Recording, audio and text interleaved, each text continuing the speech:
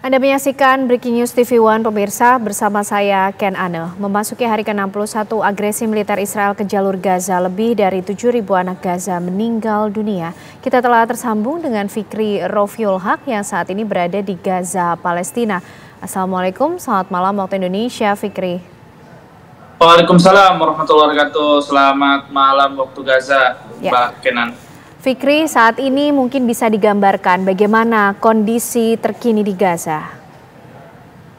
Ya, kondisi saat ini memang masih terus mencekam ya, di mana setiap jamnya memang berulang kali saya katakan bahwa setiap menit, setiap jam korban selalu berjatuhan, bahkan ada satu serangan bisa menewaskan 400 korban dalam satu serangan, ada juga bisa mencapai 1.000. Dan memang sampai saat ini jumlah korban yang saya dapatkan memang ada yang mengatakan 16.200, namun saya mendapatkan informasi juga ada yang sudah mengatakan sudah tembus sampai 20.000 lebih. Bayangkan, ini adalah anak-anak, ini adalah warga sipil dan mayoritas mereka adalah anak-anak 70% ya, dan 7.000 di antara anak-anak dan juga 4.800 wanita, dan korban luka-luka sudah mencapai 43.000. Dan memang titik-titik yang saat ini menjadi difokuskan oleh pihak militer Zionis Israel ini pada umumnya di seluruh jalur Gaza, namun mereka memfokuskan di jalur Gaza Utara dan juga jalur Gaza Selatan. Untuk jalur Gaza Selatan ini di kota Khan Yunis dan juga di kota Rafah.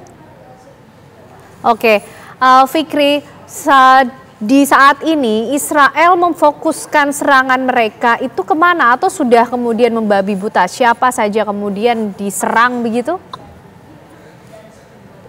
Ya, memang dari perang-perang sejak perang-perang besar lalu, memang pihak Zionis Israel ini benar-benar sebenarnya mereka menargetkan warga sipil ya, walaupun mereka mengatakan bahwa kami menargetkan militer Hamas, militer jihad atau pejuang-pejuang lainnya ya, pejuang-pejuang Palestina, karena memang yang berjuang ini perlu diingatkan ya, untuk sebagai info saja ke semua rakyat Indonesia bahwa pejuang-pejuang ini terlibat, ada juga Hamas, ada juga jihad Islam, dan juga ada juga pejuang-pejuang lainnya. Dan pada kenyataannya adalah mereka sebenarnya menargetkan warga sipil, dan perang ini adalah perang terbesar dan paling parah, di mana seperti yang saya sampaikan, ada yang mengatakan sudah mencapai korban 20.000. Artinya ini mereka ini kalau saya gambarkan intensitas serangan mereka itu pada malam hari, karena mereka ingin membantai keturunan-keturunan ya, karena yang nggak tahu juga bahwa kalau malam ini banyak anak-anak kecil yang tidur,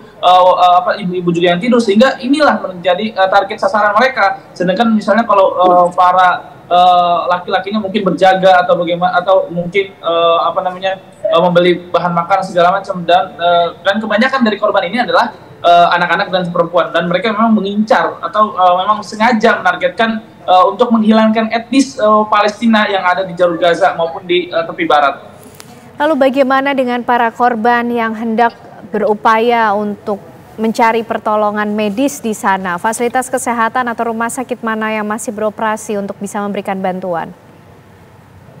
Kalau yang saya sudah langsung datang ke saat kejadian kemarin, memang ada beberapa rumah sakit yang besar yang memang ada di jalur Gaza Selatan. Salah satunya adalah rumah sakit Nasir yang ada di kota Khan Yunis, ada juga rumah sakit Eropa yang ada di perbatasan kota Khan Yunis ataupun dan juga Rafah, dan ada juga di jalur Gaza bagian tengah, yaitu ada rumah sakit Syuhada Al-Aqsa di kota Deir Balah, jalur Gaza bagian tengah. Dan juga saya juga mendapatkan info bahwa di jalur Gaza Utara ini memang rumah sakit Indonesia masih belum bisa menerima korban, namun saya mendapatkan bahwa ada 4-5 rumah sakit kecil yang memang mereka masih beroperasi, walaupun dengan seadanya ya tentunya, karena bantuan-bantuan itu sangat susah sekali masuk ke jalur Gaza Utara, yang sangat-sangat sulit sekali. Dan sehingga ada rumah sakit yang memang jadi utama, itu rumah sakit Kamal Udwan, menjadi titik tumpu bagi masyarakat utara. Dan perlu diketahui sudah banyak 800.000 warga yang ada di kota Gaza dan Gaza Selatan ini, mereka dalam kelaparan saat ini, dari info dari UNRWA. Artinya Fikri, bantuan ataupun pasokan bahan makanan dan juga kebutuhan lain yang mungkin kemarin sempat didapatkan pada saat gencatan senjata ini sudah tidak mencukupi lagi kondisinya saat ini? Iya, seperti yang saya gambarkan dalam sebelum tayangan sebelumnya ya, memang pasokan ini tuh jauh dari kata cukup.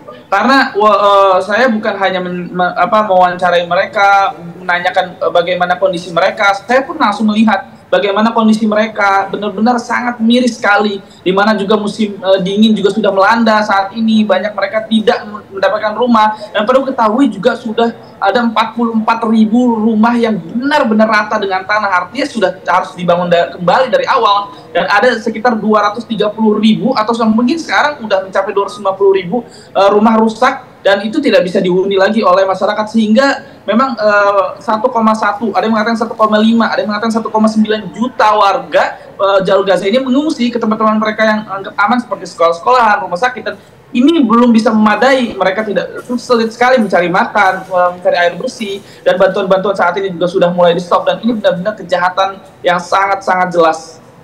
Lalu bagaimana warga di sana mencoba untuk bertahan di tengah situasi yang begitu sulit seperti ini?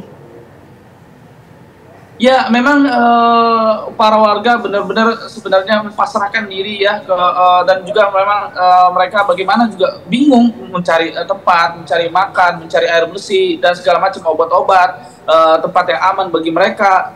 Semuanya itu benar-benar sudah tidak bisa dijawab lagi, tempat yang sudah tidak ada aman, sulit sekali mencari bahan pangan segala macam yang saya sebutkan, sehingga memang masyarakat ini hanya berusaha semaksimal mungkin untuk menjalani kehidupan mereka, dan bukan hanya itu saja, mereka ini benar-benar sangat peduli juga dengan para warga lainnya, tetangganya, bahkan juga kepada kami juga beberapa kesempatan juga memberi bantuan kepada mereka, namun dengan segala kesulitan mereka pun masih baik hati untuk berbagi kepada kita juga. Jadi sehingga ketika kita berbagi, jadi mereka juga ikut berbagi kepada kita. Dan ini tuh adalah akhlak yang sangat-sangat mulia yang ditanam oleh masyarakat Palestina. Baik, Fikri, nanti kita masih ingin tahu bagaimana kondisi di Gaza, Palestina. Usai jeda kami kembali untuk Anda, pemirsa.